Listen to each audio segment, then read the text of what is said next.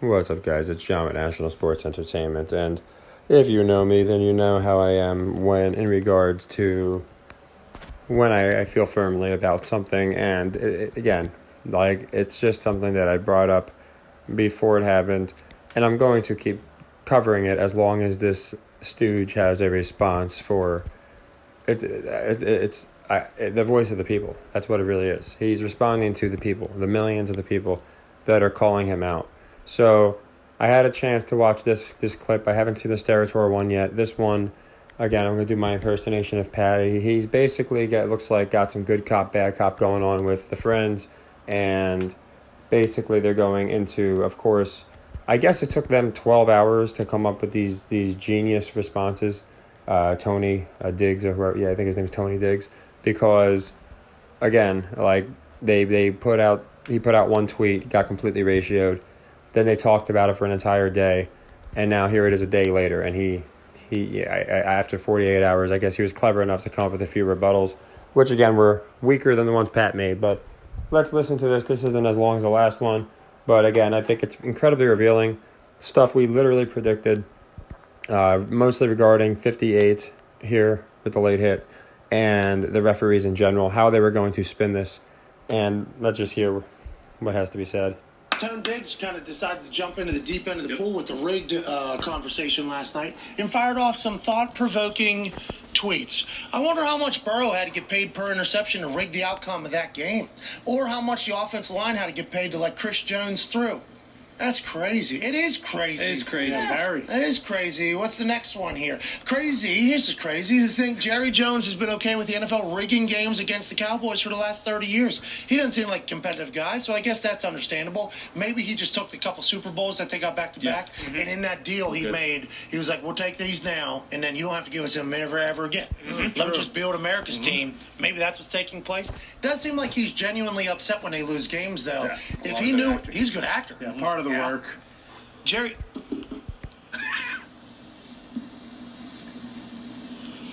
What's going on over there? What's going on? At the thespian school? Is that what he's doing? They're all Probably. acting? I assume that's what. All right, let's go to the next one here.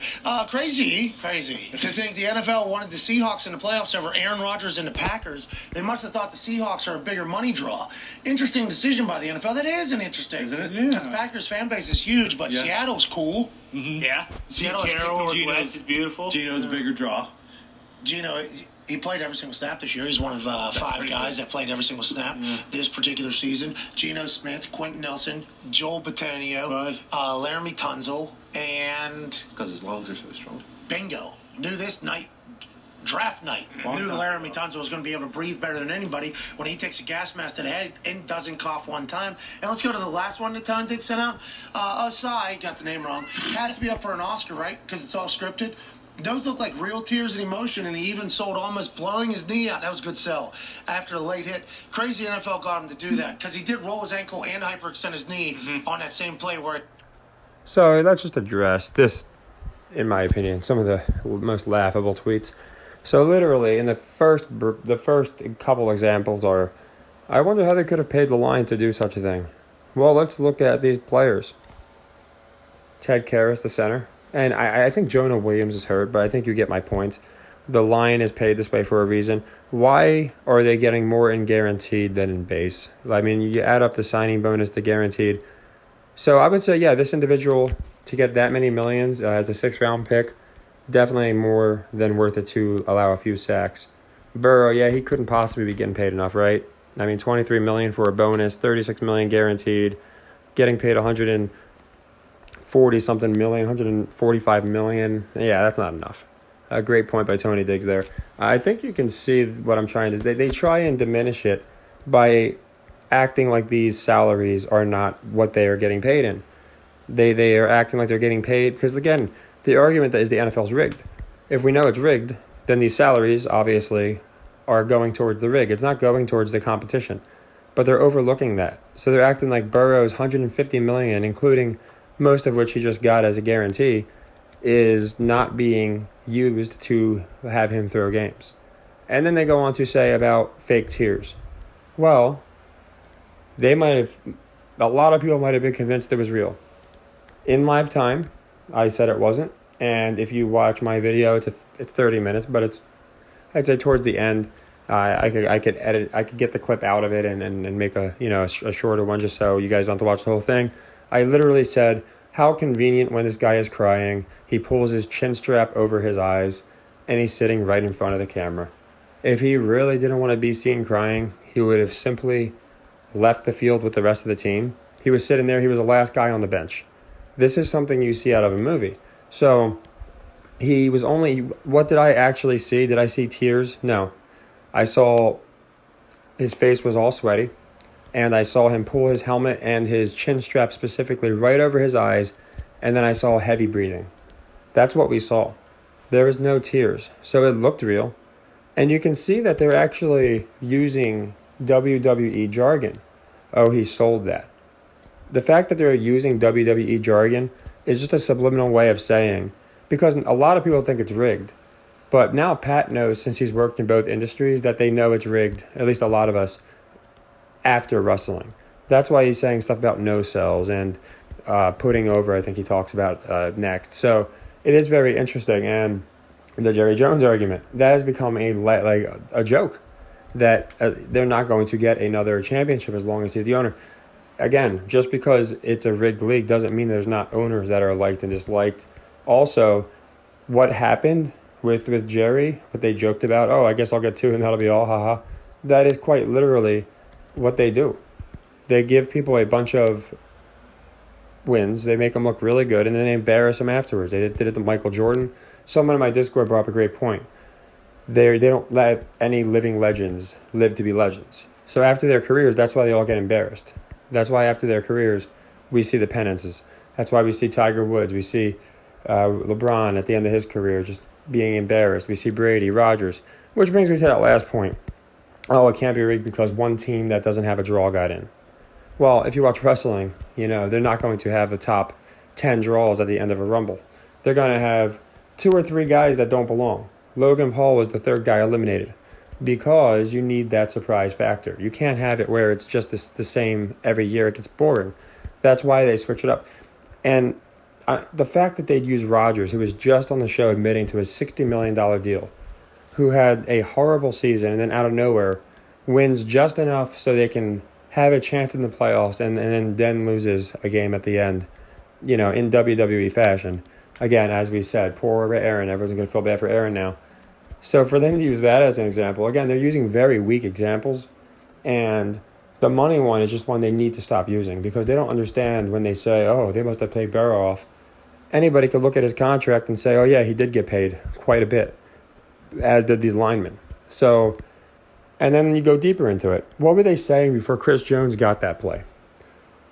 What were the announcers saying, if you guys remember? They were saying about how he wishes he could have made one more big play in last year's championship game. He thought it would have been the difference. And just how fitting is it that is the difference. So you can just see where they're going with this. Again, if you don't believe me, you could watch it back. Watch the guy. He was not injured. He actually oversold the crap out of it. That's why they said he did a good job selling it sarcastically. He oversold it. Pat should have been more injured than him. And then they say he hyperextended his knee, hurt his ankle. Again, you can call it adrenaline. Afterwards, he wasn't really selling much. We just saw him sitting down and pretending to cry. Again, if this man was crying, it would have been, and I'll give you an example. I do think that there are people that don't know because they don't have to know. So you'll see them actually crying. Debo is a perfect example last year. He was crying his eyes out, and I thought it was real, and I still do. I think Debo wasn't in that club yet, and that's why he was crying. Now you might ask, how could Debo not be in the club and number 58 is? Just because these guys are pushed as top stars doesn't mean that there's Brock Purdy sitting around and guys like Pat McAfee who punted for years, but they don't want you to really know about them, that are also paid a decent bit. So it doesn't have to be your top stars. They're the ones who are definitely in on it, and they're the ones who are getting 99% of the plays, and they're the ones who are dictating it. But it's just a weak argument, and again, nobody does what he did. Chris Jones himself, what makes it even crazier is Chris Jones did it weeks prior with a late hit. It was a roughing the passer, and he made sure that he was in the middle of the field, just on his knee, pretending to cry, and everyone was coming up and consoling him afterwards, saying, hey, it's okay. So just the way it happens to be the same damn guy who gets the redemption play And now we have another GOAT, and by GOAT I mean GOAT of the game, like guy who screwed up, and it's his 58, who will probably get a redemption play next year. So you can see where they go with this stuff, and this is why I have these contracts up, because they are getting paid quite a bit in bonuses alone, just to allow 1.6666 million, funny number, right? I would say that's enough to throw one game, and that's just a bonus he got, and they get more bonuses, and we don't even know any kind of hush money that these players get. So, they have to stop acting like these salaries are different than the money they're getting. They're getting paid from these salaries. And, again, the acting was not good, and that's why Pat is using wrestling jargon, because he didn't sell it well at all. He sold it. It's like when The Rock sells a stunner. He doesn't sell it well. It's entertaining to watch, and it looks convincing, but if you really watch it, it doesn't add up to what somebody looks like when they're in that situation. You're either hiding your face completely, you're not going to sit in front of the camera, but then shield your eyes so nobody can see your eyes. All they see is you breathing heavily. But let's see what else they have to say. He definitely hit Patrick Mahomes late. Yeah, it was tough. Definitely hit him late. No doubt about it. 2 steps out of bounds. Allen? Penalty. Can't make that call. Can't make it. Can't make it. So you do not like that call on Patrick Mahomes by Ossai. If we're going to be the rule book, guys, and this leads me into the next topic. Everyone thinks holding on Orlando Brown. Not holding. Everybody, you can call holding on every single play. Offensive linemen are taught to hold. But if it's within the framework, it's not a hold. We're good. Right guard, Trey Smith, definite fucking holding. Okay? Definite holding. Clothesline. So you're saying everybody, there was a hold on it. There was a hold, but just wrong not guy. the wrong guy. Go to the other side. We got the little clothesline by Trey Smith, right guard.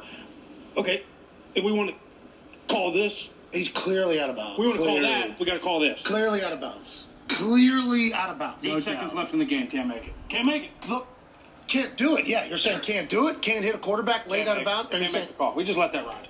If it's that right there, Patrick Mahomes is the quarterback. if Mike Hilton comes up and boom, decleats him. Yeah, call it. That. What's the difference? So you're still saying bad officiating, though, not that it's rigged? That's exactly what I'm saying. Every player that's ever played in the NFL, aside from one, Chidi Anaramatu, That sounds right. Anaramatu, Cheetah, Chidi, guy played for the Bucks in like the 90s. Yep. Or the early 2000s, has come out and said that the NFL is rigged. And people have been searching for a player to come out and say it, and they found it with our guy, Chidi Anarumo? No. That's Lou's cousin. Lou's son? No, Lou's family ain't coming out. Listen, if we know anything, Yeah, the people that are going to come out and say it's rigged ain't Italian. that's right. If it is rigged, it ain't going to be Italians that are doing it. I forget the guy's name. It was a player for the Bucks back in the day. He came out and said it was rigged. But I think every other player that has ever played in the NFL, every other coach that has ever coached in the NFL, said you're giving the NFL refs a lot of credit. You're saying that they're super intelligent and cerebral and able to strategize on what you should do, when really every person that's ever been in the NFL thinks the complete opposite. Like, these motherfuckers are the worst. These dudes would ruin a wet dream if they could. That's what a lot of people think about the refs, and I think that is the difference between people that have been in the buildings and people who haven't. Because you look from outside and you think to yourself, these refs can't be that bad. They can't, and they have been for a long, long time. And I think that is something that we've just had to kind of echo through this whole NFL is rigged situation, which once again we have to remind people is a very real situation that's happening right now with NFL fan bases around the NFL. I agree. I think especially in these types of games, these championship games, we got to swallow the whistle. We swallow the whistle. Let the boys play. play. Like, Yeah. that's how I'm a big fan. There was I think it was the pass interference right after the fucking botched 3rd down, 4th down call. There was like a Mike Hilton maybe on the sideline, just like a little tug, and they called pass interference on it or whatever. It might be a different one. I have some good news for you. Okay. You're talking about let the boys play, swallow your whistle. Carl Sheffer's Super Bowl ref, most flags out of. So, again, this one's not as long. We're almost about finished. But I just wanted to go into, again, I guess, Pat, McAfee, who literally played multiple games against Larry Johnson. I guess he has forgotten this man existed. The reason, and he didn't even pick the right Buccaneer from the right year. That's the part that's even more laughable. I thought he would at least go to Dwight Smith when I was first watching. I was like, okay, he's going to mention Dwight Smith because that's such a clear-cut argument of an NFL player coming out, and he didn't. He tried to make it like it was a player's name he couldn't pronounce, even though he pronounces Palamalu right. He's the only guy in the world who can do that. But, days of researching, he can't even pronounce this individual's name correctly. So, again, I just find it very interesting. If this man genuinely cared, why didn't he have him on the show? Why didn't he give him a call and say, hey, I saw your take. We disagree vehemently, but we would love you to come on the show because it would clear some stuff up. And maybe we could explain to you why it just can't be. Maybe they have Larry Johnson on the show. Hell, even have Jerry Rice or Tim Brown, who are contradicting Pat by saying it's not just the referees. We've never seen a coach change a game plan a week before a Super Bowl, and we genuinely felt like Bill Callahan threw us under the bus. So I honestly think Rice can't come out and say, at his status, just for the reason I went over Jordan, but even he was letting us know. So it's not just one player that came out ever and said it was something besides the officials. Speaking of the officials, you can see this is where they're segueing. We have, like I said, a little bit of good cop, bad cop. One guy's saying you shouldn't make that call, and he's trying to speak from like the emotional standpoint of the fan base. And the fact is that call should always be made. And that's what they're trying to do now. It's like, okay, well, they made bad calls all game, but what do you do there? And they're doing that because, again, that's a perfect way for them to have the referees where people have them at the forefront, but still get their script accomplished without making everything about the referee. And again, just like Pat's injury was fake, people thought it was real because it looked real, because some people are pretty good actors. This man was not crying. And the example I was given about Debo earlier, when he was crying, I don't know if they'll have it. They'll probably have it.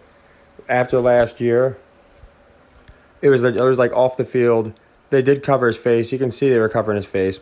So I even now I could say I don't even know, but I gave him the benefit of the doubt, and I was like, you know what? I saw tears coming out, and I didn't see him do any kind of like drops in the eyes, so I took it as real. But what's interesting is this year, just a couple days ago, this is why I DVR my games. Him and Jimmy G were sitting together, laughing their asses off as a supposedly injured brother, Brock Purdy, right? They're all brothers. They're supposed to be. They're all supposed to be family out there. As he is getting destroyed. There's Jimmy. Does this look like a man who cares that he was injured and now his team is being decimated? This is how he was sitting, just goosing and giggling with Debo. Now, last year, why was Debo crying and why is he laughing this year? Maybe he got the bonus these guys are saying it's impossible for these players to get, as did Jimmy. You don't look this way if you're A, injured, and B, your guys are out there getting pummeled. You just, I don't know how Pat McAfee and these others aren't seeing this. They're only seeing the officials. They're seeing everything the officials do, but they're not seeing this, which was very clear. If I'm able to catch it, by the way, I'm blind in one eye, legally. If I'm able to catch this stuff, there's no excuse for Pat and the others not. So, again, it's not just one player, and the tears were definitely, in my opinion, not real tears. They weren't even close to Debo's tears last year, and Debo might have been, like I said, Debo might have been faking it too then, but it was way more realistic than this. It's just like when a player gets fake injured, and what do? They keep their helmet on and put them on the cart.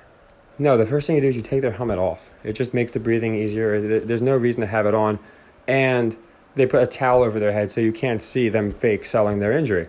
They do it every time. That's why they got the carts now, for every minor injury. It's so these players don't look like complete idiots trying to limp off the field, limping on the wrong foot, which Mahomes did quite a few times.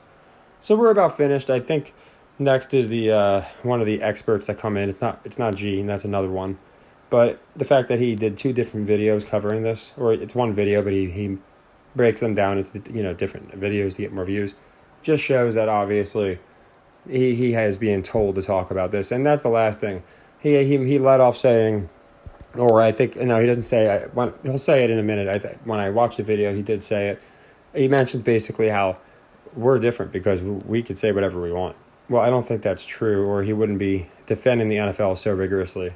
instead of being open-minded. But here's the next part. Anybody in the NFL. Good. Oh, yeah. That's good news. Hey, thank you, NFL. Way to really have self-awareness there. You know what I mean? Way to really have self-awareness, NFL. Adam Schefter told us yesterday that the NFL knows that they have an officiating issue. Then he put the most flag-happy ref as the head of the Super Bowl. It's like 59 million people were watching that Bengals Chiefs game at its peak. Average like 52 million. How you doing? Keep moving. Pretty fucking good. And everybody saw what was taking place there, and the conversation lit up quick. Hadn't been that way all year, but it lit up quick. That 3rd and 9 situation, got to figure out how to handle that much differently, especially if an entire play has been run and there was no effect on the outcome of the play by anything that happened beforehand. Can you not fix the clock after the play, especially when it's a 3rd down going into a 4th down in the 4th quarter? Like that was a panic situation by that ref. I feel like the ref panicked, didn't know what to do, and instead of just handling it in a fashion, so we got to redo and go back. It's like those big moments these refs have to be able to handle, and sometimes they can't. And we're not saying all refs suck. Seems like a lot of them do, but not all refs suck. There's some great refs out there. Hopefully we'll be able to get more. But you're right. The swallow the whistle and let the boys play is a real thing. But then when it matters the most, it can't change. You know, like in the 4th quarter or late in the 4th quarter, it feels like there just needs to be some consistency. And if you're a flag-happy reffing crew, which a Super Bowl reffing crew is, it's like we're not going to have any consistency because they're going to be calling fucking everything probably.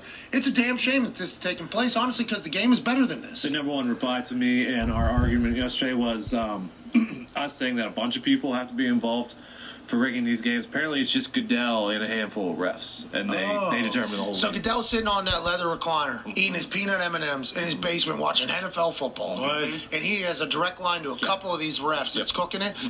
They have a real problem with their officiating. And you know that we've been steadfast on this for a long time because we understand the power of refs. And also, we don't have a network or anybody else telling us that we can't talk bad about the refs. So we've questioned refs in calls for a long time. We've also put over good officiating, I think, Big time. through the whole thing. It is literally another team that's out there that has a lot of say in how the game goes. A lot of people thinking that the games are rigged right now, Ian. Do you get a sense that anybody in the NFL knows that? Because they picked Carl Sheffers, the most flag-happy ref, who led the most flag-happy crew to be the Super Bowl ref. Aren't they setting themselves up for this conversation to continue, or is this something that you guys aren't even acknowledging as existing? I hope not. I hope that is not what they are setting up. And as you know, the officials, it's all there's. And I don't know the point system, but it's all basically a point system, and the reward is you get to be in the Super Bowl. And it's not the crew; it's basically all-star crew. So, to answer older questions, I would say, are they aware? Yes. And I would expect some significant discussion this offseason on how to get this thing better. I mean, is it full-time reps? Is it, starting from the bottom up and saying, who are we hiring as these reps, and is this the right?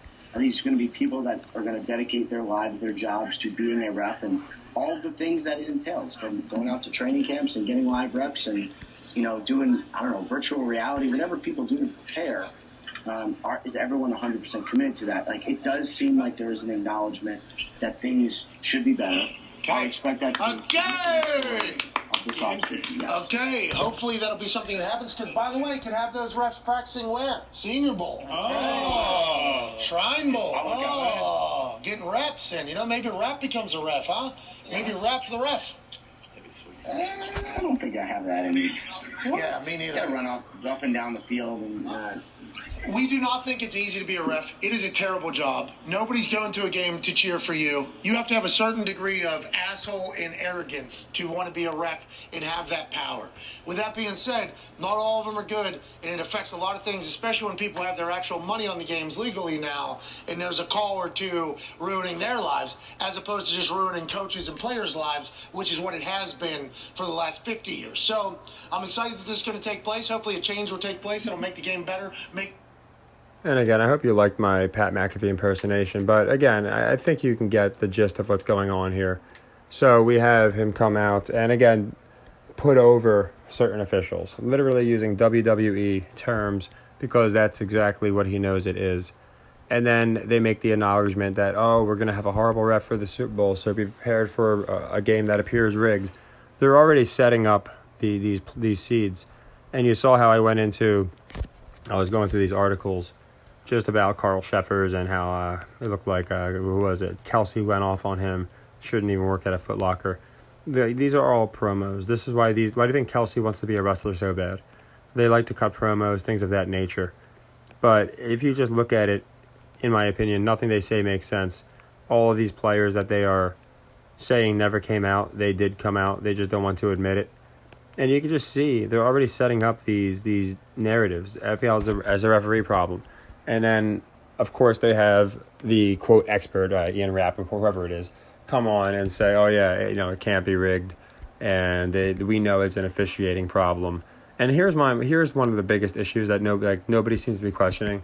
Does Pat really expect us to believe? Does this guy who played in the NFL for 9-10 years really expect us to believe that suddenly, because he's coming out, he's admittedly come out about the refs in 2018. How about all the years the Colts lost to the Patriots in very, very controversial fashion? Why wasn't he blaming the refs then? It's because, again, the players are now the ones that are in the limelight. And for us to believe that these top referees that have been doing it for 20 years with the top technology, and they have people in their ear telling them exactly what's going on, that this inadequate, that they need to be retrained on the basic rules. To me, it's more believable that it's rigged. That these gentlemen could be that inadequate. So he's telling us they're so bad they really shouldn't even be calling high school games. But somehow they flew under the radar for the NFL for so long and worked their way to be the top of officiating committees calling the Super Bowl. So again, this is how Pat always contradicts himself. He says something, but then he says something that completely contradicts that. He's gone into, now the coaches are the ones getting screwed, and the people that are legally, he gets that, and they're legally betting on it. The legal betting aspect has been going on for way longer than FanDuel. FanDuel is just, them and DraftKings have both been exposed for being scam artists. But secondly, they're not your only avenues. He's acting like it's just suddenly all these people are betting. And yes, FanDuel's making it easier, as is DraftKings. But the millions, the billions, the trillions that have gone into this industry has already surpassed anything FanDuel can bring in, and it's not even close. Again, the major networks are all owned by Caesars. All the casinos are owned by Caesars. There's a Hard Rock app that you can use in Florida and in Pennsylvania, and most states are finding ways to accommodate illegal sports gambling without it having to be FanDuel. So you can just see these same narratives being pushed, piling on the referees, pointing out how their hands were tied with that last call. And we went into that. We literally said in our video, that's going to be the one thing that they do give the referees credence with, or give them a little bit of leeway with, because it was such an obvious play. And again, if that's the case, then that player needs to be cut yesterday, or they need to do a better job of selling it, because a lot of people just see somebody acting a certain way. He's definitely distraught. Just because, again, wrestlers do it all the time. They're very good at it. That's the only difference, is wrestlers are better actors. So they're laughing at the idea that these guys, they must be good actors. They're not. That's what we're saying. Like, they're saying, and it's basically the opposite. They're trying to spin it as we think the referees are just God, aren't that perfect and can never be wrong, and they think they're the worst ever. And I'm saying, and I think a lot of others are saying, it's not that. It's everybody that's in on it. The captains, the ones that I just showed you, the people on the line that they were trying to mock us about, collectively making hundreds of millions. Burrow alone making $148 million, mostly in guarantees. Yeah, that's easily enough money for these gentlemen to throw a game, allow Chris Jones to get a sack, and for the coaches, it's the same thing. There's a reason they call the plays they do. They went into Shanahan and how he they completely missed a play. It's in here somewhere. It actually went in to say how Shanahan. I was on it earlier. I'm sure you guys saw it when I was hovering over it. They went on to say how Shanahan refused to challenge the play.